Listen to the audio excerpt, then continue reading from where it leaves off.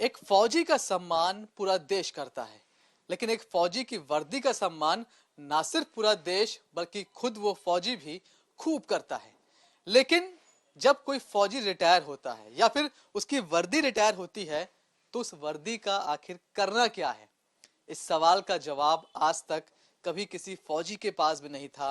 ये वर्दियां एक टोकरी में, एक बक्से में बंद करके सम्मान के साथ रख दी जाती थी। लेकिन अब एक रिटायर्ड सेना के अफसर ने इस सवाल का ना सिर्फ जवाब खोजा है, बल्कि इन वर्दियों से कई लाजवाब चीजें तैयार की हैं और उनसे ये तैयार चीजें जाती हैं सीमा से सटे गांव के उन बच्चों के पास जो पढ़ाई कर रहे हैं, और उन बच्चों के पास ये चीजें पहुंचकर उनमें एक नई ऊर्जा का संचार कर रही हैं। आज आपको इन पुरानी वर्दियों के पुनर्जन्म की कहानी सुनाएंगे। मिलवाते हैं आपको रिटायर्ड मेजर जनरल असीम कोहली से। रिटायर्ड मेजर जनरल असीम कोहली सर मेरे साथ में हैं। सर, मेरे भी मामा आर्मी में थे, उनकी भी वर्दी इसी तरह एक बक्से में बंद रखी है, नहीं पता था हमें क्या करना है उसका। आज आपने बताया कि क्या कर सकते हैं उसका। सर बताएं, क्या इनिशिएटिव है, कैसे इसकी शुरुआत हुई? तो सेवाज निसीम फाउंडेशन जो हमने नाम दिया है, पहली बात तो बताना चाहूँगा कि सेवाज क्या है। हमारे जो सेना के 3 अंग हैं, सेना, वायु, जल सेना। तो उसके पहले शब्द लेके से, वा और ज से हमने सेवाज बनाया है। निसीम जैसे आप जानते हैं बिना सीमा के। तो हम ये दर्शाना चाहते हैं, जो एक सच्चाई है, कि तीनों सेना के सैनिक देश की सेवा में बिना किसी सीमा के काम करते रहेंगे, चाहे वो सर्विस के दौरान हो या आफ्टर सर्विस।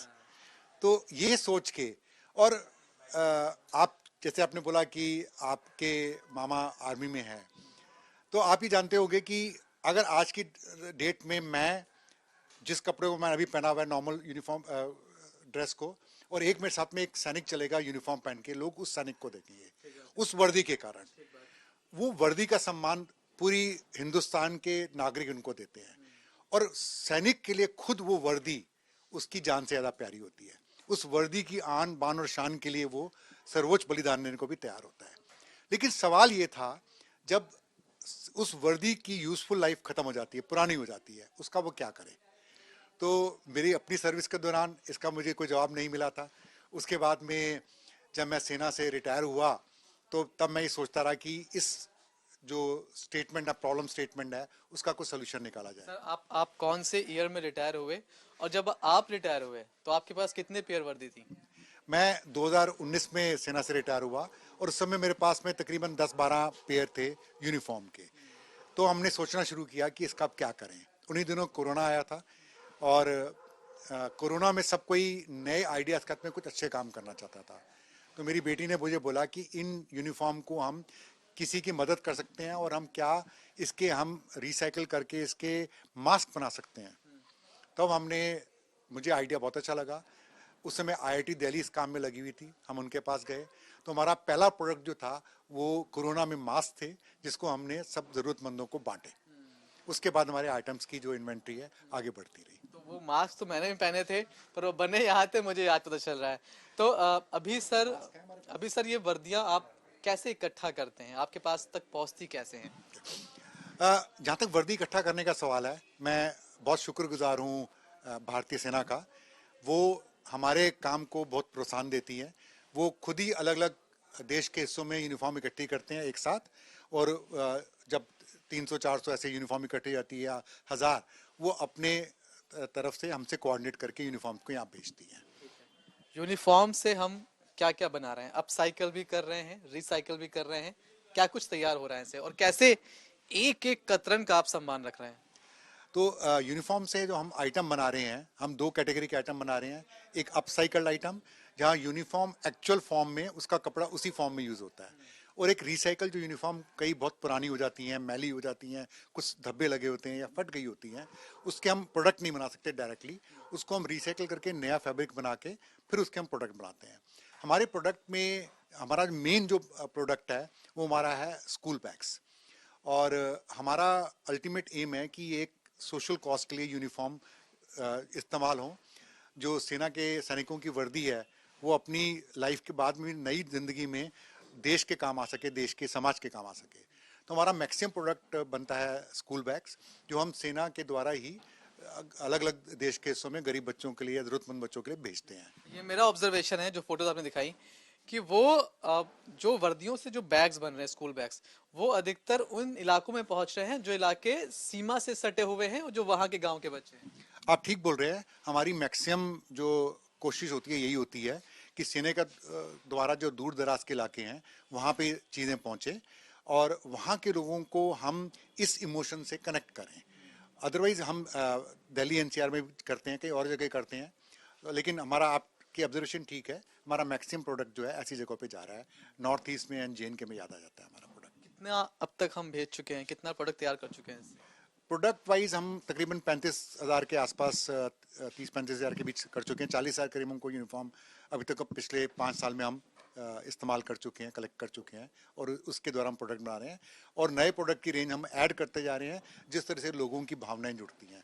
हमें सबसे बड़ा खुशी होती है कि पहली बात तो ये देश का पहला इनिशिएटिव है और दूसरी चीज़, जहाँ तक मैंने गूगल सर्च किया था, पूरी दुनिया में यूनिफॉर्म को एक सोशल कॉज के लिए उसकी लाइफ के बाद, यूजफुल लाइफ के बाद कोई यूज़ नहीं कर रहा था। तो एक तो गौरव महसूस होता है कि हमारे देश में पहला काम हो रहा है। दूसरा, कई चीज़ें, मुद्दे सॉल्व हो रहे हैं इसके अंदर। पहला, वर्दी को सम्मानित ढंग से विदाई देना। दूसरा, ये जिस तरह से भी आप बोलो, ये हमारे आजकल जो एनवायरनमेंट की प्रॉब्लम है, आप तो दिल्ली में रहते हो, एनसीआर के चारों तरफ पहाड़ इकट्ठे हो गए हैं जो गार्बेज डंप के, और उसमें मेजर जो पोर्शन होता है वो टेक्सटाइल का और प्लास्टिक का होता है। तो टेक्सटाइल इस डंप में जाने से इनको रोका जा रहा है। और तीसरी चीज़ है, ये किसी के काम आ रहे हैं। और चौथी चीज़ मुझे खुशी होती है कि शायद जितनी भी मात्रा में ये एक मेक इन इंडिया की जो हम बात करते हैं उसमें भी ऐड कर रहे हैं ना, कि लोग बाहर के बैग्स छोड़ के अपने देश के बैग। और सबसे बड़ी बात है, कहीं ना कहीं जब इस चीज़ को इस्तेमाल करेंगे तो एक भाव तो जुड़ता है देश के लिए कुछ, और उससे अच्छा और क्या हो सकता है। तो मुझे लगता है ये सबकी जीत है और मुझे एक ही डर है, ये इमोशंस इतनी अच्छी हैं और इतनी स्ट्रांग हैं, मुझे डर रहता है कि इसको कभी भी कोई ये कोशिश ना करे कि इसको एक बिजनेस बना ले, कमर्शियल ढंग से यूज करना शुरू कर दे बिजनेस बनाने के लिए। मेरे पास प्रपोजल्स आए थे जिनको मैंने रिजेक्ट कर दिया। ये वाला हिस्सा आगे करते हैं हम। अच्छा ठीक है ना।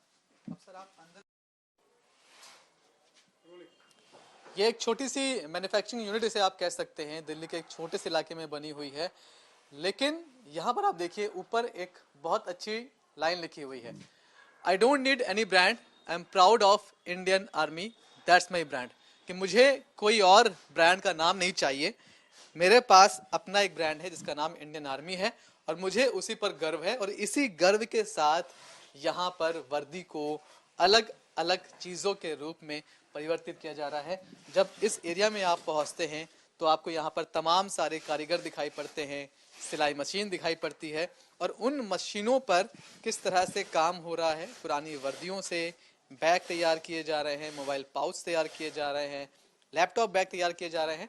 वो सारी प्रक्रिया आपको यहाँ पर दिखाई पड़ जाती है और साथ ही साथ आपको यहाँ पर मिलती हैं उन सारी चीज़ों की एक झलक जो एंड प्रोडक्ट है, जो आखिर में बनकर तैयार हो रहा है। स्कूल बैग्स जिनकी हम बात कर रहे थे, ये लैपटॉप बैग्स हैं और यहाँ पर आपको मोबाइल पाउच भी दिखाई पड़ जाएंगे।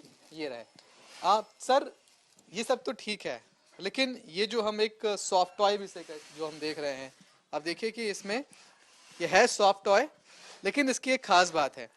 खास बात क्या है वो सर ही हमको बताएंगे। हमारी कोशिश है कि एक सैनिक की इस्तेमाल की यूनिफॉर्म है, उसकी एक कतरन भी वेस्ट ना जाए। तो हमारी एक टैगलाइन है, हर कतरन कुछ कहती है। हमारे पास जो कतरन बचती है उस कतरन से या तो हम रिसाइकल करके प्रोडक्ट बना लेते हैं या इस तरह के सॉफ्ट टॉयज हम बनाते हैं जो उन बच्चों के पास हमारा पहुंचाने का मकसद होता है जिनको कभी किसी खिलौने से खेलने का मौका नहीं मिला। और दूसरा, ये एनवायरनमेंट फ्रेंडली भी होते हैं, तो ये एक दूसरी चीज़ है। तो हमें अच्छा लगता है कि ये इस तरह के टॉयज बच्चों के पास पहुंचे और बच्चों के लिए किस चीज़ का बना हुआ है वो ना भी मालूम हो, ये बच्चे के हाथ में खिलौना आएगा तो वो खुश होगा। और ये कतरन की संख्या बहुत ज्यादा है, क्योंकि आप ये समझिए, आप कोई नई शर्ट या कुछ भी बना रहे हैं तो आपको एक थान मिलता है, पूरा कपड़े का थान मिलता है, उसमें से आप चूज करके काट सकते हैं। लेकिन यहाँ आपको एक छोटी सी वर्दी मिल रही है जिसमें से आपको चीजें निकालनी है, तो मतलब कतरन की संख्या बहुत ज्यादा है। जी आप ठीक बोल रहे हैं, कतरन काफ़ी होती है, दैट इसीलिए हमने ये टॉयज़ बनाना भी शुरू करे और साथ ही साथ में हम रिसाइकिल करके नया फैब्रिक बना के रिसाइकिल आइटम भी बना रहे हैं। जैसे हमारा ये बैग है, ये रिसाइकल फैब्रिक है, जो कतरन बचती है या पुरानी यूनिफॉर्म्स जो इस्तेमाल के लायक नहीं होती, उसका ये फैब्रिक बना के हम करते हैं उसको। सर एक एक बात कई लोग कह सकते हैं कि ये जो ड्रेस है सेना की, इस प्रिंट की कई दूसरी चीजें, टी शर्ट्स हम लोग मार्केट में देख लेते हैं, कुछ ब्रांड्स हैं जो उसको बनाते हैं, ये उससे इमोशनल तौर पर तो अलग है ही, लेकिन एक और टेक्निकल चीज है जो आप बता दीजिए कि वो कैसे जो बाजार में बिक रही है उससे काफी अलग है। आपने बड़ा अच्छा सवाल पूछा। जैसे मैंने बोला, ये इंडिया का पहला इनिशिएटिव है हमारा वाला, जो पुरानी यूनिफॉर्म को यूज़ करना। इससे पहले भी इंडिया में आप किसी बड़े बड़े ब्रांड में जाइए, मैं नाम नहीं लूँगा, उसमें आपको कॉम्बैट की जैकेट, पैंट, बैग सब कुछ मिल जाएगा। वो तो सभी दर्शकों को ये समझना है कि एक कपड़ा है कॉम्बैट क्लॉथ, जिसके आइटम बाजार में बिकते हैं बड़े बड़े ब्रांड्स में। उस कॉम्बैट क्लॉथ को जब एक यूनिफॉर्म बना के, एक वर्दी बना के एक सोल्जर पहनता है, अब उसका मायने चेंज हो गया है। वो एक सोल्जर ने उस यूनिफॉर्म को पहन के, हो सकता है गलवान में लड़ाई लड़ी हो सकता है आज वो कारगिल के मोर्चे पे हो सकता है वो नफला में हो सकता है राजस्थान के बॉर्डर में हो, वो यूनिफॉर्म पहन के उसने देश की एक बहुत अच्छी कर्तव्य का निर्वहन किया है। वो यूनिफॉर्म जब दे रहा है, वो एक यूनिफॉर्म, एक सैनिक की यूनिफॉर्म बन गई है, वो कॉम्बैट क्लॉथ नहीं रहा जो बाजार में बिक रहा है। वो अब ये जो चीज़ है, इसमें देश की भावना और एक इमोशन जुड़ी हुई है, और इस इमोशन को ही ध्यान में रखते हुए हमने अपने एनजीओ का टैगलाइन दिया, वर्दी का सम्मान। और हमारी एक बहुत, ये एक आप बोलिए हमारी कोशिश है और एक शायद डर भी है कि इस भावना को एक एनजीओ के तौर पे एक अच्छे सोशल कॉज के लिए यूज हुआ हो, ना कि इसको कमर्शलाइज करके इसे बिजनेस बनाया जाए। आप बता दें कि बहुत सारे ब्रांड्स ने बिना नाम लिए आपको अप्रोच भी किया कि आप अपनी प्राइसिंग बोलिए, अपना आस्क बोलिए और हम इसे अपनी ब्रांडिंग के साथ कर देंगे, लेकिन आपने मना कर दिया। आप ठीक बोल रहे हैं, हमारे क्योंकि ये इतना इमोशनल, स्ट्रांग इमोशन है इसके अंदर। आज अगर ये इसको कमर्शियली बेचा जाए तो बड़े बड़े ब्रांड्स जो है इसको अगर बेचना शुरू करें तो वो जो है बहुत अच्छे कीमत पे लोग खरीदने को तैयार होंगे। लेकिन हमारा मकसद है ही नहीं है, हमारा मकसद है उस वर्दी का सम्मान, और जहाँ तक कोशिश है सोशल कॉज के लिए इसका इस्तेमाल हो या उन लोगों के लिए हो जो इसकी कदर करेंगे, not as a fashion statement. एक और सर खास बात है कि आप बता भी रहे थे कि जो बाहर जो मिलती भी है मार्केट में उसमें टैग नहीं होता है इंडियन आर्मी के ड्रेस का, लेकिन यहाँ पर जो आपको ड्रेस मिल रही है उनमें बकायदा टैग होता है। हमने ये देखिए, ये जैसे कि ये रहा, इस टैग की हम बात कर रहे थे, ये जो टैग है यहाँ पे सर, उल्टा है, ये टैग आपको जो आप ब्रांड्स की जो कॉम्बैट ड्रेसेस देखते हैं उनमें ये टैग नहीं होता, लेकिन ये टैग इस पर होने के ये मायने हैं कि इसे सेना के जवान ने पहना था और बहुत चांसेस हैं कि उस सेना के जवान ने इसका इस्तेमाल तब किया हो जब वो किसी कॉम्बैट में गया हो, किसी युद्ध में गया हो, किसी लड़ाई में गया हो। ठीक बात है सर? आप बिल्कुल ठीक बोल रहे हैं। जो आप मार्केट में बड़े बड़े ब्रांड में देखेंगे उसमें ये नहीं होगा, टैग परमिशन भी नहीं होती। परमिशन भी नहीं है। इसका मतलब ये भारतीय सेना का इस्तेमाल किया हुआ कपड़ा है। और आपने जो बात बोली, कॉम्बैट ड्रेस पहनते ही हैं जो कॉम्बैट जोन होता है। कॉम्बैट जोन में आज की डेट में बोलूं तो जहाँ पे काउंटर इंसर्जेंसी के ऑपरेशन चल रहे हैं नॉर्थ ईस्ट में या JNK में या बॉर्डर पे, हमारे सैनिक ये पहनते हैं, तो उस समय ये चीज़ कहीं से भी हमारे पास यूनिफॉर्म में आई। जैसे कि ये यूनिफॉर्म, ये एक मोबाइल पाउच है और मेरे ख्याल से इसमें एक यूनिफॉर्म का जो कॉलर है वो दिखाई पड़ रहा है जो आपको बाहर नहीं मिलेगा। करेक्ट, ये जो शोल्डर का एक लूप होता है जिसपे रैंक्स पहने जाते हैं, वो हमारा होता है जिसको हम यहाँ पे इस्तेमाल कर लेते हैं उसको। सर एक और खास चीज़ की, ये डायरी भी आपने बताई थी, इस डायरी को आप देखिए, इस पर भी जो आप इसकी कवर देख रहे हैं वो भी इसी यूनिफॉर्म की है, वर्दी की है, लेकिन एक खास बात है, ये एक स्पेशल एडिशन है, करगिल एडिशन। ये करगिल एडिशन है और एक और सा एडिशन आप लॉन्ग वाला एडिशन वो लेकर रखते हैं, क्या खास है इन दोनों चीज़ों में? मेरा कुछ इमोशन भी जुड़े हुए हैं। मैं कारगिल के युद्ध में मैंने हिस्सा लिया था एक अटैक ऑपरेशन में, और कारगिल का जो वॉर मेमोरियल है उसमें जो लोग आते हैं वो चाहते हैं कि यहाँ की लड़ाई के बारे में उनको जानकारी हासिल हो। तो हमारे इस एडिशन में, कारगिल एडिशन में, इसके अंदर जो जितनी बैटल हुई थी इंपॉर्टेंट कारगिल के अलग अलग पॉइंट्स पे, आपने कुछ नाम सुने होंगे, टाइगर हिल, तोलोलिंग हिल, उन सब की यहाँ पर वर्णन किया हुआ है, उसका डिटेल दिया हुआ है कि उस लड़ाई में क्या हुआ था। उसमें जो मैंने हिस्सा लिया था जुबार हिल के, उसके अंदर वो भी जुबार हिल का है। ऐसे ही लोंगेवाला की बैटल, जिसके बारे में आजकल आप मूवीज में भी देख रहे हैं बॉर्डर के अंदर, तो ये लोंगेवाला एडिशन है। इसके अंदर लोंगेवाला की बैटल में क्या हुआ था वो मेंशन है। ये हमारे जो आइटम्स हैं, जितने भी वॉर मेमोरियल्स हैं, उसमें जो सोवेनियर शॉप होती है, हमारे आइटम वहाँ पे पड़े होते हैं।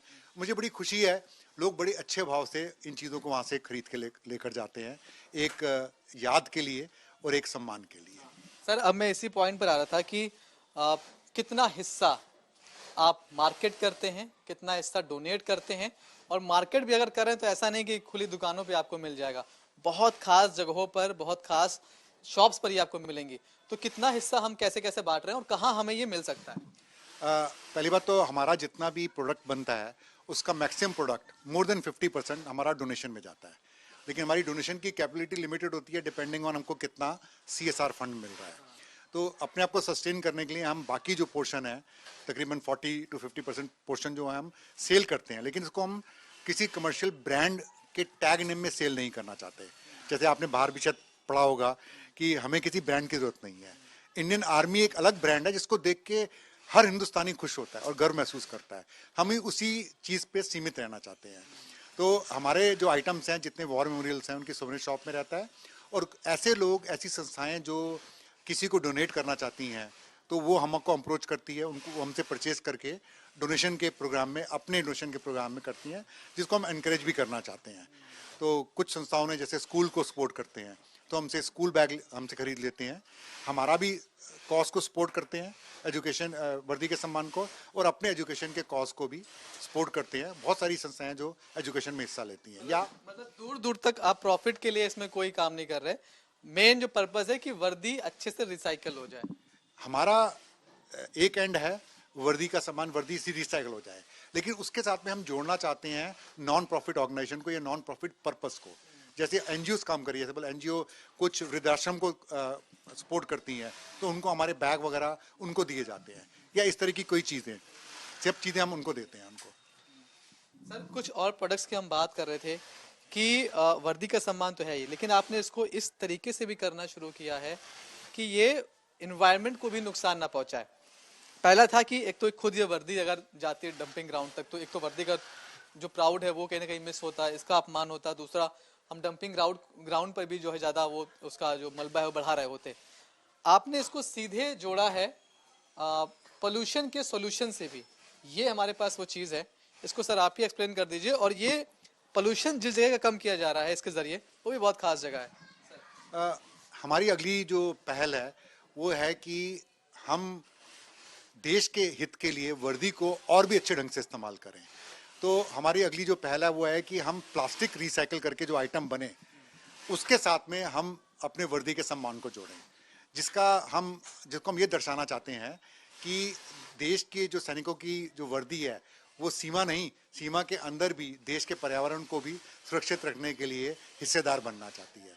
तो ये आप जैसे प्रोडक्ट देख रहे हैं हमारे, इसमें ये जो प्रोडक्ट हैं, ये आइटम प्लास्टिक को रिसाइकिल करके बनाए गए हैं, प्लास्टिक बॉटल को, और उसके बाद में हम इसको डिज़ाइन करके हम इसको जो हमारी सैनिकों की यूनिफॉर्म उसको जोड़ रहे हैं।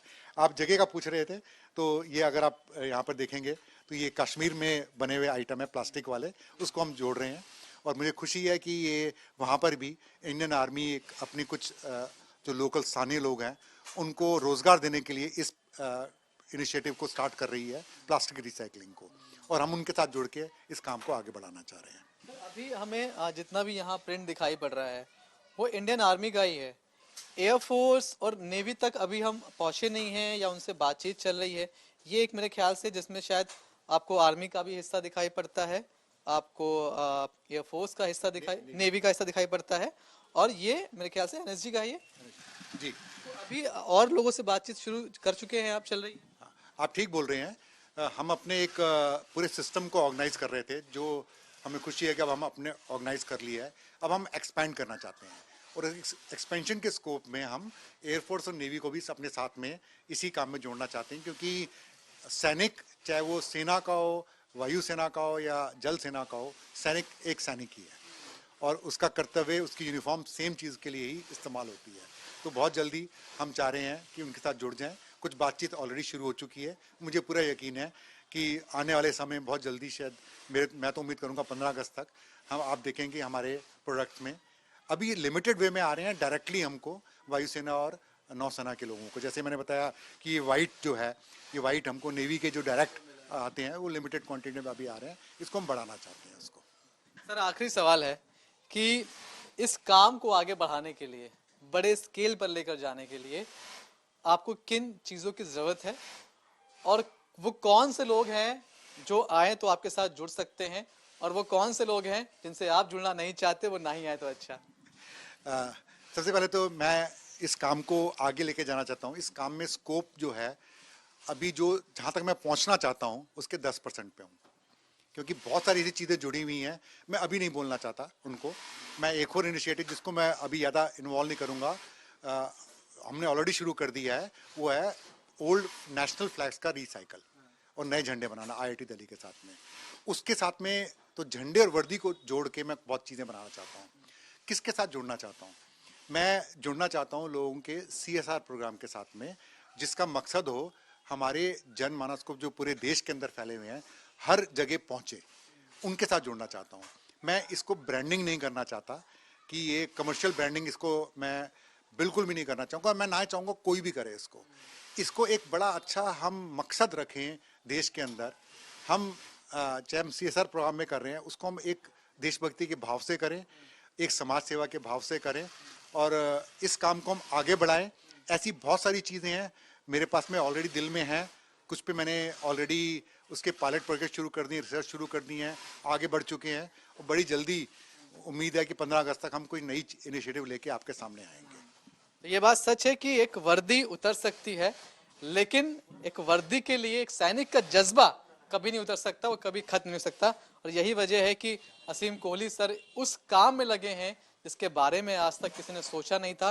वर्दी का सम्मान ताउम्र पीढ़ी दर पीढ़ी बना रहे, उसके लिए ये शानदार पहल है और उम्मीद है कि इस पहल से अब देश के तमाम लोग जुड़ना चाहेंगे ताकि ये काम और बड़े स्केल पर हो सके।